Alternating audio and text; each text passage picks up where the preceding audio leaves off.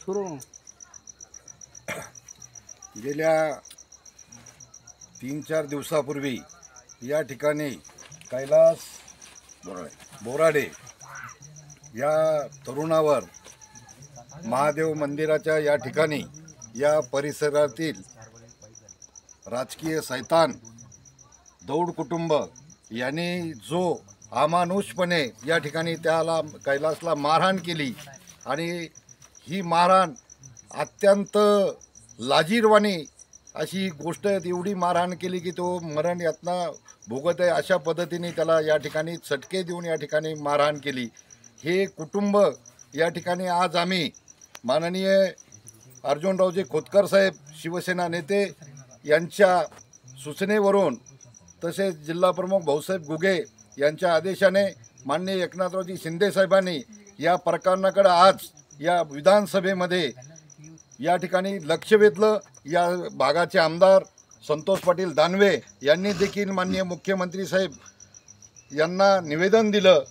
आम्हाला सूचना आल्यामुळं आज आम्ही या कुटुंबाचं या ठिकाणी भेट घेतली आणि कुटुंबाचं या ठिकाणी शिवसेना पक्षाच्या वतीनं महायुतीच्या वतीने या ठिकाणी सांत्वन करून त्यांना या ठिकाणी मदत करण्याचं त्यांच्या पाठी खंबीरपणाने त्यांच्या या अडचणीमध्ये त्यांच्या पाठीमागं उभं राहण्यासाठी धीर देण्यासाठी आम्ही या ठिकाणी आलो।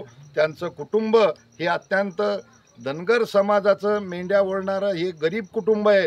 या ठिकाणी जो आरोपी आहेत हो या ठिकाणी शाहूकार असून त्याला एका राजकीय पक्षाचं पाठबळ आहे आणि त्या जीवावर त्याची या ठिकाणी दहशत आहे।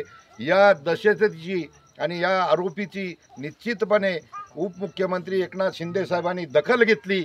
त्यात खोतकर साहेबांनी त्या ठिकाणी सूचना केली आणि या आरोपीला कठोर शासन करण्यासाठी या ठिकाणी निश्चितपणे शिवसेना पक्ष खंबीरपणाने या कुटुंबाच्या पाठीमागे उभं राहणार आहेत।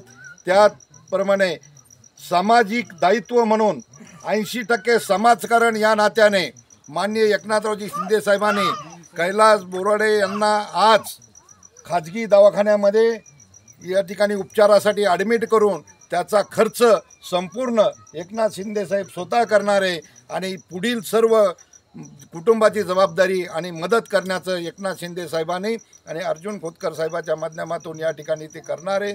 या ठिकाणी आमच्यासोबत सर्व या परिसरातील नेते माननीय विठ्ठलरावजी चिचपुरे साहेब तसेच खाकरे साहेब साळवे आणि आमचे शिवसेनेचे तालुका आघाडीचे प्रमुख प्रदीप जाधव हेही या ठिकाणी हजर झालेले आहेत। आम्ही सर्वजण या कुटुंबाच्या पाठीमागं खंबीरपणाने या ठिकाणी येणाऱ्या काळात उभे राहू। ओके।